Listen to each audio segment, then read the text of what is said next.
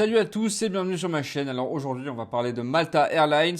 J'ai eu l'occasion de voyager avec eux récemment et je voulais partager avec vous mon expérience en tant qu'utilisateur. Donc on va aborder ensemble les avantages et les inconvénients de cette compagnie en couvrant tout ce qui concerne le confort de vol, les bagages et d'autres questions essentielles pour les passagers. Donc restez avec moi jusqu'à la fin pour découvrir ma note finale. Bien sûr, avant de commencer la vidéo, sachez que j'ai mis un lien affilié qui vous permettra d'aller directement sur le site de Malta Airlines pour réserver votre vol. Donc n'hésitez pas à passer par ce lien si jamais la vidéo vous a plu. Ok, alors déjà, on va commencer avec les avantages et ensuite on verra les inconvénients.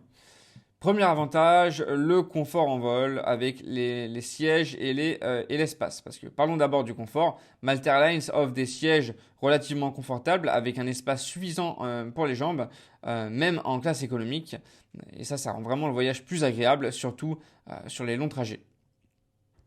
Ensuite, deuxième bon point, le divertissement et les repas. Parce qu'à bord, vous aurez accès à un système de divertissement avec une variété de films, de séries et de musique.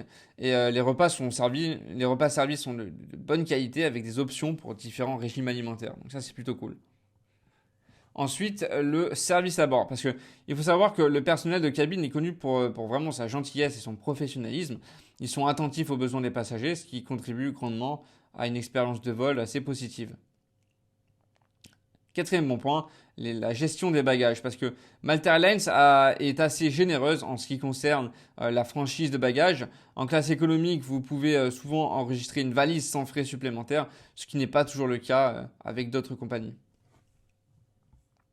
Ok, alors maintenant on va voir les inconvénients. Premier inconvénient, la ponctualité des vols. Parce que un point qui pourrait être amélioré, c'est la ponctualité. Certains passagers ont rapporté des retards, bien que cela puisse dépendre de nombreux facteurs externes.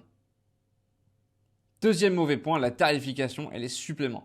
C'est bien que le tarif de base puisse être compétitif. Faites très attention aux frais supplémentaires, comme par exemple les sièges pour avoir plus d'espace pour les jambes ou les repas spéciaux qui peuvent entraîner des coûts additionnels. Troisième mauvais point, l'interface de réservation en ligne. Parce que certains utilisateurs trouvent que le site web pourrait être un peu plus intuitif. La recherche de vol et la gestion des réservations peuvent parfois être une source de confusion, surtout pour ceux qui ne sont pas très à l'aise avec la technologie. Pour conclure, voyager avec Malta Airlines peut être une bonne expérience, surtout si vous privilégiez le confort en vol et un bon service client. Cependant, soyez conscient de quelques inconvénients comme les potentiels retards et les frais supplémentaires pour certains services. Sur une échelle de 1 à 10, je mettrai à Malta Airlines une note de 7,5 sur 10.